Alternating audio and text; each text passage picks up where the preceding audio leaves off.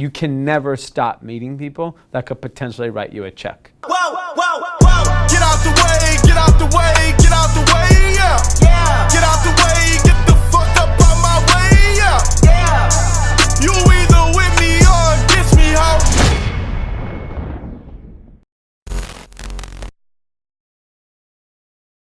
Hey, I'm Riley Antz. I'm from Los Angeles, California. I'm 28 years old. I have a tech startup.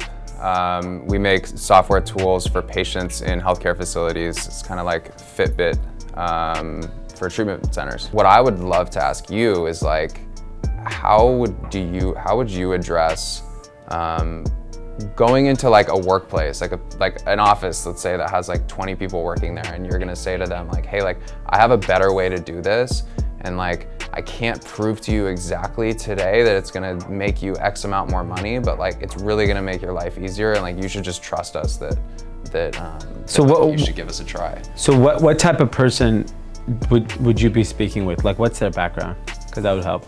Like not the entire office. Let's say the CEO, the owner of the facility. What is it typically like the person that you would be interacting with? It's probably an MBA or an MD. Give it to them for free. Oh, I'm going to.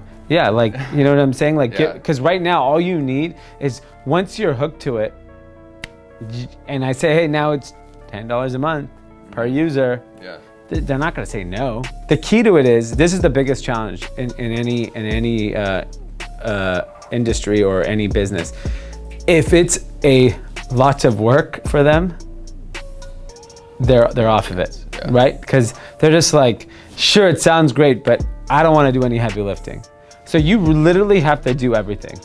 You know, like you would probably just need to like go and work there yourself, set it up, sit there and watch them use it live and train them. I think it requires that kind of hand-holding till it becomes like universal, that it's known that, oh, this product is actually helping people. I feel like early on, there comes a point, well, early on, like you almost kind of like hold the idea in a safe. Yeah. And you're like, this is my thing, no one can know about it. Like, and in reality, like it's actually like probably pretty obvious, like the idea itself. Yeah. That's why your better approach is scream it as loud as you can and own it and be like, anyone who does this is copying from me. Yeah. I started this shit. So you're at least become the face of the process or face of the improvements that you are in the industry. Because part of it is like, you could be a part of the change, not only from a business standpoint, but from a regulatory standpoint or from a medical standpoint. You can, by default, it's the same thing. Like I spend my time helping all entrepreneurs that I come across. Does that directly help me sell clothes? No, but my view is if I help people, they'll be aware of what I do, and that will eventually convert them. So same thing, if like you're part of the regulatory change or the improving the efficiencies of your industry, you will be rewarded. If you say you're the authority and you prove the information and the facts are real and your access is, you become the authority. And I think that's where there's a big opportunity. And I don't know the space extremely well, but being that it's so fragmented with single operators, there's a huge opportunity to be the face of it. And by the way, like the other opportunity you have is start publishing data. Yeah. Just give it away. Be like, did you know that in sober living homes, the average person stays X? This is how much they cost to house. This is the profit. This is this. Just share the information. Yeah. Then everyone's like, how does this guy know this stuff? Like, what do you do? Yeah. Like you being the authority on and I like what you're doing because it's niche and focused, you know? Like, and I think if you just, and even on addiction, start sharing data, all those things, all that information is valuable in helping you in your business at the end of the day, and it'll be helpful to a large group of people. Can I ask you one more question about fundraising? Yeah.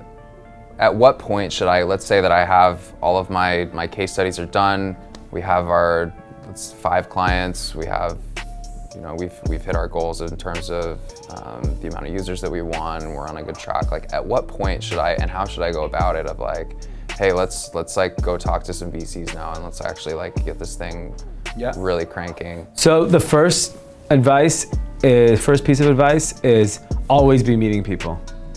even if you're not fundraising, you need the network to be able to fundraise. So if you know that there are this many people that invest in this space, you need to be tracking them down all the time, right? So even when you're not fundraising, and you need to figure out in your pitch, what is that hook that you have that, hey, this is what I'm doing. I'm not fundraising at the moment, but when the time comes, I'd love to sit down with you. Great. And like, that is something you should constantly be doing.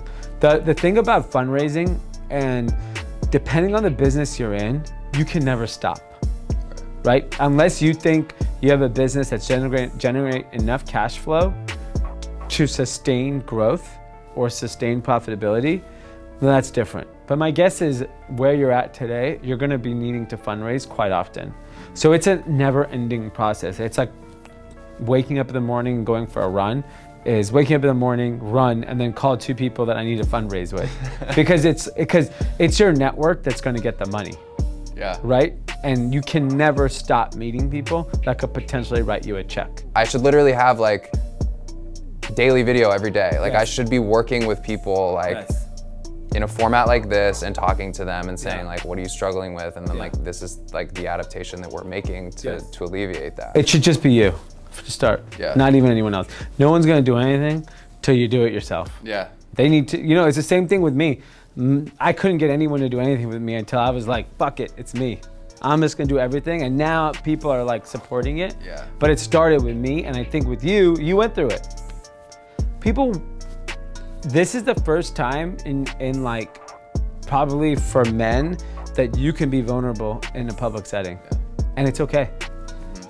Like when I like started to pretend I want to dance, or I want to meditate, or make a song, dude, 20 years ago, I would have made fun of myself.